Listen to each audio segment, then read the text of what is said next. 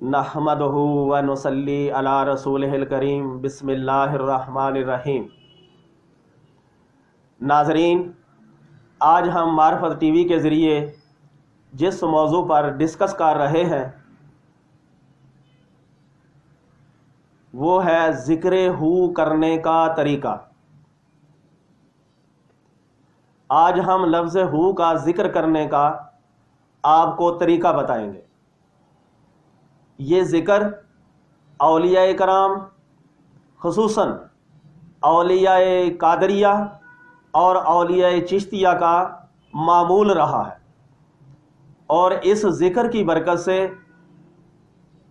بہت اولیاء کرام نے فیض پایا ہے۔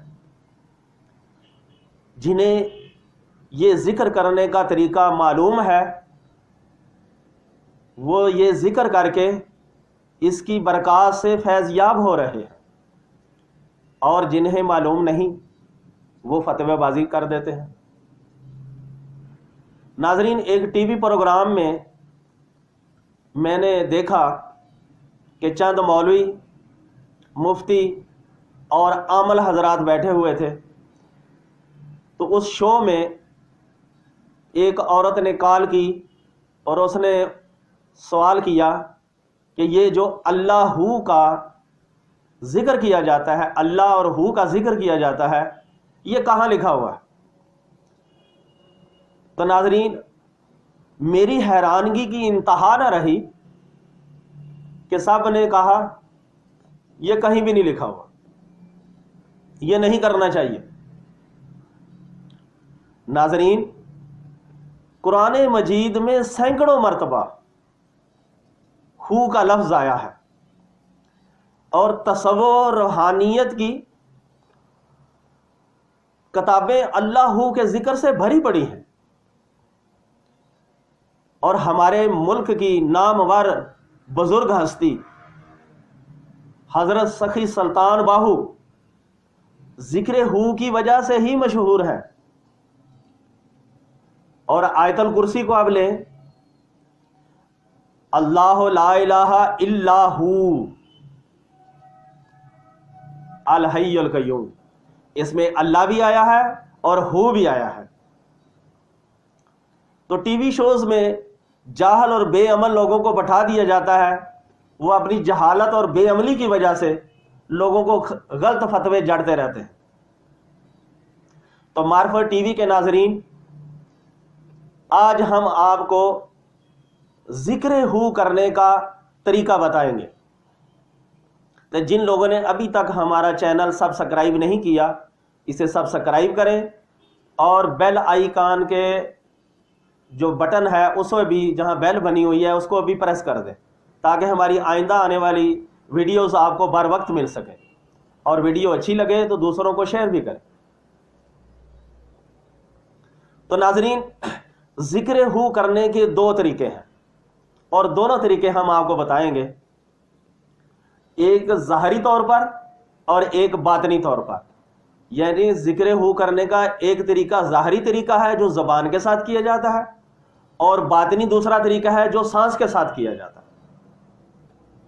تو ناظرین، ظاہری طریقہ جو زبان کے ساتھ کیا جاتا ہے اس کا طریقہ یہ ہے کہ آپ نے اپنی کوئی ایزی نشست لینی ہے، بے شک آپ تہشت کی صورت میں بیٹھ جائیں یا چوکڑی مار کے بیٹھ جائیں، آلتی پالتی مار کے جس کو کہتے ہیں بیٹھنا، آپ کی مرضی ہے، جس انداز میں آپ آسانی سے بیٹھ سکتی ہیں آپ بیٹھ جائیں، اور 3 ضربات ہو کی لگانی ہے، 3 دفعہ ہو کہنا ہے۔ اور اس کا طریقہ یہ ہوگا کہ پہلے آپ نے ہو کہتے ہوئے پہلی ضرب جو ہے آپ نے دائیں طرف مارنی ہے، ضرب لگانی ہے دائیں طرف لگانی ہے، پھر دوسری بائیں کنے کی طرف لگانی ہے، اور پھر تیسری دل کے اوپر لگانی ہے۔ ناظرین، پہلی ضرب میں ہم دائیں ہو کہتے ہوئے ہو ہو ہو، یعنی پہلی ہم نے دائیں طرف، پھر بائیں طرف، اور تیسری مرتبہ ہم نے دل کے اوپر ضرب لگائی، اور تینوں دفعہ ہو کہنا۔ اب اس کا طریقہ ناظرین میں پھر آپ کو دوبارہ بتا دیتا ہوں، کر کے عمل کر کے بتا دیتا ہوں. ہو تو ناظرین چونکہ میں ابھی ادھر ایسی نشست نہیں ہے جیسے میں کھلے دل سے بیٹھ سکوں، تو کوشش یہ کرنی ہے آپ نے کہ ذرا صحیح جھوم کے آپ نے ہو کا ذکر کرنا ہے. ہو ہو ہو ہو ہو ہو ہو ہو ہو ہو ہو ہو ہو ہو. تو ناظرین یہ طریقہ کار ہے جو آپ نے ذکر ہو ظاہری طور پر کرنا ہے، زبانی طور پر کرنا ہے. اب یہ آپ زبانی طور پر بے شک آپ اونچی آواز سے کر لیں، بے شک آپ دھیمے الفاظ میں کر لیں، اونچی آواز نہ ہو، دل کے اندر ہو، لیکن لفظ ہو نکلنا چاہیے. تو ایک طریقہ تو یہ ہو گیا. اب دوسرا ناظرین جو طریقہ ہے وہ سانس کے ساتھ ہے، ذکر ہو کرنے کا طریقہ وہ سانس کے ساتھ ہے. تو سانس کے ساتھ ناظرین ہم ہو کا ذکر کس طرح کریں گے؟ ناظرین سانس کے ساتھ ذکر کرنے کا طریقہ انتہائی عجیب و غریب ہے. جو سانس کے ساتھ ذکر ہو کرے گا، جو یہ ورد کرے گا، وہی اس کا لطف اٹھائے گا. کہتے ہیں کہ انسان ایک دن کے اندر 20,000 مرتبہ سانس لیتا ہے، 20,000 مرتبہ وہ سانس لیتا ہے. اور قیامت والے دن انسان سے پوچھا جائے گا کہ انسان بتا کہ تو نے اس سانس کو کیسے گزارا. تو ناظرین جو یہ ذکر کرے گا وہ اس سوال کا جواب ہے کہ اے میرے پیارے اللہ، میں نے اپنی سانس کو تیرے ذکر میں ہی گزارا، ہر سانس میں تیرا ہی ذکر کرتا رہا. تو ناظرین جب یہ آپ ذکر کریں گے تو آہستہ آہستہ اس کی آپ کو مہارت ہو جائے گی اور آپ چلتے پھرتے بھی یہ ذکر کرتے رہیں گے. اس کا یہ کمال ہے. اور جب اس طرح کا ذکر ہوگا اس کے فوائد تو پھر آپ کو سامنے پیش نظر رہیں گے کہ کتنے فوائد حاصل ہوتے ہیں. اور ایک اور بات ناظرین، ذکر ہو سانس کے ساتھ کرنے سے الا ان اولیاء اللہ لا خوف علیہم ولا هم یحزنون کا مرتبہ حاصل ہو جاتا ہے. مثال کے طور پر حضرت بابا فرید گنج شکر رحمت اللہ تعالی علیہ کا جب وصال ہوا تو جب آپ کو دفن کر دیا گیا تو آپ کے پیارے خلیفہ حضرت نظام الدین اولیاء جب دنیا ساری قبر سے چلی گئی تو آپ قبر کے اوپر بیٹھے رہے، اور آپ کو معلوم ہے کہ آپ صاحب کشف ولی تھے. تو آپ قبر کے اوپر بیٹھے رہے، قبر کے پاس بیٹھے رہے، تو آپ نے باطنی طور پر دیکھا کہ فرشتے بابا فرید سے حساب لینے کے لیے آئے ہیں اور آ کر سوال کرتے ہیں من ربو کا. جب اتنا سوال کیا تو بابا فرید نے ایسے ان کی طرف نظر اٹھائی اور فرمایا کہ میں نے اپنی ساری زندگی، اپنا ہر سانس اللہ رب العزت کے ذکر میں گزار دیا، اب بھی مجھ سے پوچھتے ہو کہ من ربو کا. میں یہ بات نہیں کہہ سکتا، لیکن حضرت بابا فرید گنج شکر نے فرشتوں سے فرمایا جاؤ جا کے اپنے خدا سے پوچھو من فریدوں کا، فرید کون ہے. تو فرشتے پریشان ہو گئے، آج کوئی نیا بندہ آیا ہے جو ہم سے الٹا سوال کر رہا ہے. بہرحال بابا فرید کے جلال کی وجہ سے وہ اللہ کی بارگاہ میں انہوں نے رابطہ کیا اور اللہ رب العزت سے عرض کی اے میرے مولا، وہ بندہ ہم سے پوچھ رہا ہے من فریدوں کا. تو اللہ تعالیٰ نے فرمایا ہاں وہ میرا پیارا ولی بابا فرید ہے، وہ فرید الدین ہے، میرا محبوب ولی ہے، اس نے اپنی ہر سانس کو میرے ذکر میں گزارا، اسے کسی سوال کرنے کی کوئی ضرورت نہیں ہے، ہم نے اس کو بخش دیا ہوا. تو ناظرین الا ان اولیاء اللہ لا خوف علیہم ولا هم یحزنون کا بندے کو مقام و مرتبہ حاصل ہو جاتا ہے. ہمارے روحانی مرشد حضرت بابا فضل شاہ کلیامی سرکار سے نوشہرہ کے اندر جو حضرت کاکا صاحب کی زیارت ہے، ان کے گدی نشین مولوی عبد الحکیم صاحب نے ایک سوال کیا، تو اس سوال کے جواب نے ہمارے بابا فضل شاہ کلیامی سرکار نے فرمایا، مولوی صاحب میں نے ایک ایسا جسم تیار کر رکھا ہے، اس جسم کے ساتھ اپنی 5 نمازیں مسجد نبی میں روضہ رسول کے پاس پڑھتا ہوں، اور مولوی صاحب یہ بھی سن لو، میں روزانہ 18,000 مرتبہ اپنی سانسوں کے ساتھ ذکر کرتا ہوں۔ تو عزیزان محترم، جن لوگوں نے اس ذکر کو کیا انہوں نے فیض پایا، آج ان کا نام ہے، بلکہ آج لوگ ان بزرگوں کا، ان ہستیوں کا نام الاپتے ہیں، ان کا نام جپنے میں ثواب سمجھتے ہیں، اتنا بڑا فائدہ ہے اس ذکر کا۔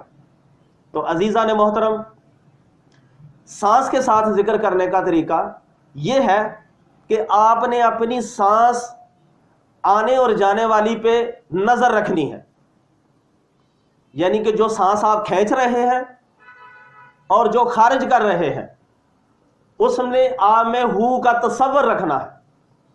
سانس کھینچی تو ہو، نکالی تو ہو۔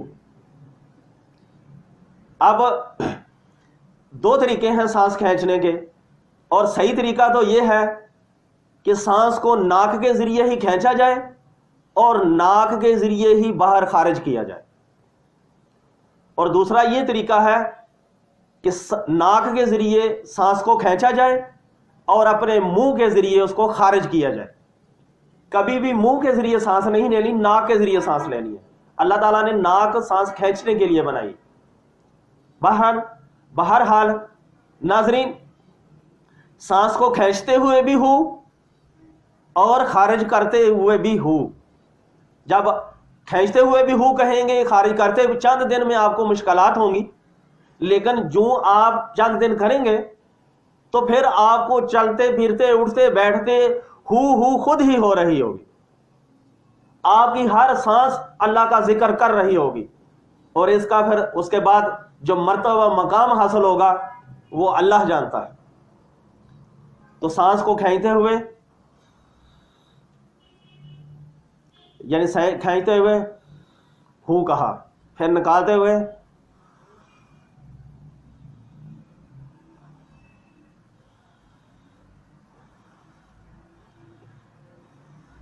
اور ناظرین ایک بات میں کہہ دوں، جب بھی سانس کی آمد و رفت پہ یعنی کہ اس کے آنے اور جانے پہ دھیان رکھیں تو کوشش کریں کہ لمبی سانس کھینچیں اور لمبی ہی خارج کریں۔ جتنی آپ لمبی سانس کھینچیں گے اور لمبی خارج کریں گے اتنی ہی آپ کی زندگی میں اضافہ ہوگا۔ یہ ایک خاص نقطہ ہے جو میں آپ کو بتا رہا ہوں، کیونکہ انسان کی زندگی کا دار و مدار سانس پر ہے، اور سانسوں کی گنتی کی وجہ سے ہی بندے کو موت آنی ہے۔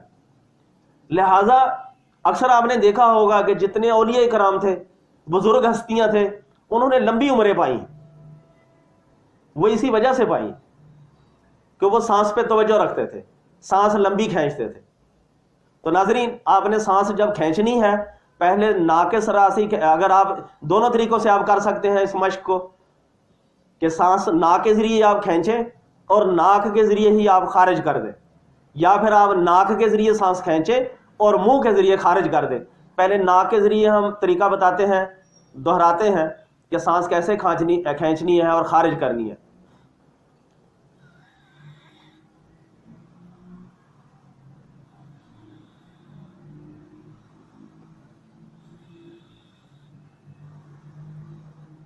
اور اسی دوسرا طریقہ ناک کے ذریعے کھینچنے کا اور منہ کے ذریعے خارج کرنے کا۔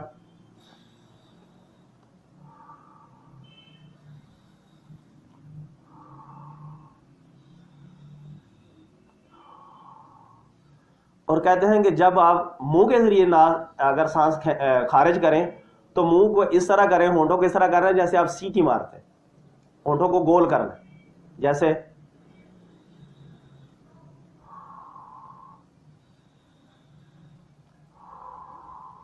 بہرحال ناظرین، ہم نے آپ کو سانس کے ذریعے یہ دونوں طریقے بتا دیے. بہتر یہ ہے کہ آپ سانس کے ذریعے ہی سانس کھینچیں، ناک کے ذریعے ہی سانس کھینچیں اور ناک کے ذریعے ہی خارج کریں. یہ سب سے زیادہ فائدہ مند ہے. یا پھر آپ دوسرا طریقہ بھی استعمال کریں. بہرحال آپ دونوں طریقوں میں سے جو آپ کو اچھا لگتا ہے وہ طریقہ آزما لیں. یہ آپ کے اوپر ڈپینڈ کرتا ہے کہ آپ کو کون سا اچھا لگتا ہے، کون سا سوٹ کرتا ہے. کیونکہ جو بھی ذکر اذکار کیا جاتا ہے، جس ذکر میں آپ کو مزہ آئے وہ ذکر آپ کریں. اس ویڈیو میں بھی آپ کو ہم نے 2-3 طریقے بتائے ذکر کرنے کے. پچھلی ویڈیو میں بھی ہم نے آپ کو ذکر بتایا، ذکر ابدالی، ذکر ابدال بتایا. تو ناظرین یہ نہیں ہے کہ آپ نے سارے شروع کر دیں. آپ ان ساروں کو کریں وقتی طور پہ اور پھر غور کریں جو ذکر آپ کو زیادہ مزہ دیتا ہے اس کی آپ مداومت شروع کر دیں. اس کو آپ اپنا لیں، اپنی زندگی کا اوڑھنا بچھونا بنا لیں اور اس کے بعد دیکھیں کہ کتنا فائدہ آپ کو ہوتا ہے، کتنا فیض آپ کو ملتا ہے. تو ناظرین، یہ عملیات یا وظائف یا ذکر اذکار کرنے کے لیے ہیں. آپ انہیں کریں اور ان سے فائدہ اٹھائیں. اور یہ جب آپ ذکر کریں گے تو اس سے تو اللہ کا قرب ہی قرب ہے، اللہ کی محبت ہی محبت ہے. اور ایسا بھی کوئی ذکر کرنا چاہیے کہ جس سے اللہ کی محبت بڑھے. جب اللہ کے ساتھ آپ کا قرب بڑھ جائے گا، جب اللہ کے ساتھ آپ کی محبت بڑھ جائے گا، اس کے بعد آپ کو کیا ضرورت رہ جائے گی. بہرحال ناظرین، اللہ رب العزت آپ کو اس پر عمل کرنے کی توفیق عطا فرمائے.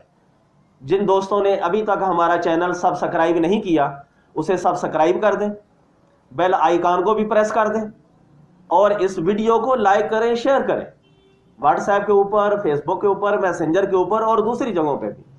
اور یہ کام آپ ضرور کیا کریں تاکہ نیکی پھیلے، اچھائی پھیلے، اللہ سے محبت کی باتیں پھیلیں، اللہ کے ذکر کی باتیں پھیلیں. ہم دوسری واہیات چیزیں شیئر کرتے ہیں وہ ہم بہت فوری طور پہ خوشی خوشی سے کر دیتے ہیں. کبھی کوئی ایسی غلط ویڈیو آ گئی اس کو فوری طور پہ ہم شیئر کر دیتے ہیں، لیکن اس سے تو برائی پھیلتی ہے، نیکی ایسی چیزوں سے پھیلتی ہے. تو ناظرین، ہم بھی ایک نیکی کے جذبے سے معرفت ٹی وی کے ذریعے یہ چیزیں آپ کو بیان کر رہے ہیں. تو اللہ رب العزت آپ کو اس پر عمل کرنے کی توفیق عطا فرمائے. وما علینا الا البلاغ.